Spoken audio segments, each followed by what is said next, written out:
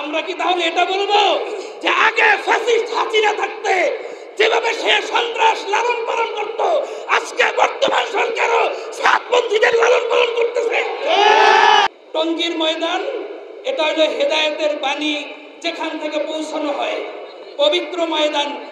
এই ময়দান কোনো খুনিদের হতে পারে না।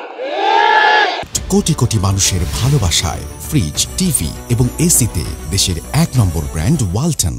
আলেম ওলামা সাধারণ সাথী সহ হাজার হাজার সাথীদেরকে তারা আহত করে, অঙ্গহানি করে।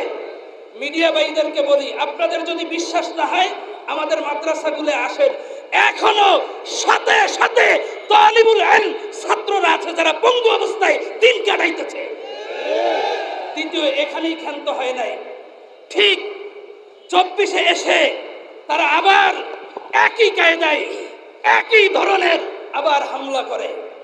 এবার আরো ভয়াবহ অবস্থায় দিবালোকের ন্যায় স্পষ্ট 4 জন লোককে শহীদ করে, শত শত ভাইদের অঙ্গহানি করে, পঙ্গু করে তাদেরকে হাসপাতালে পাঠিয়ে দিয়েছে।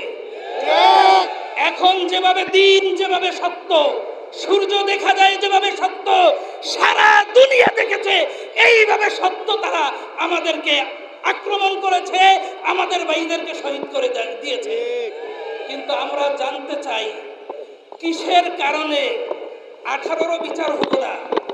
এখন তারা আমাদের ভাইদের শহীদ করছে, এরও বিচার হলো না, অথচ অগ্রিম তাদেরকে জামিন দেওয়া হয়েছিল।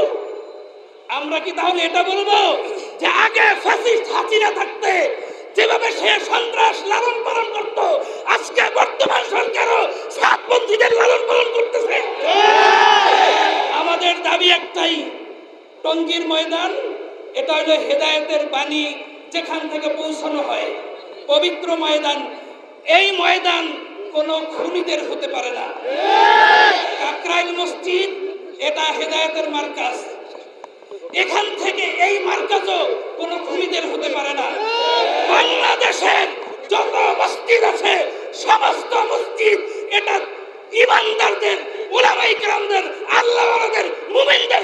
এখানে কোনো সন্ত্রাসীদের, খুনিদের জায়গা হতে পারে না।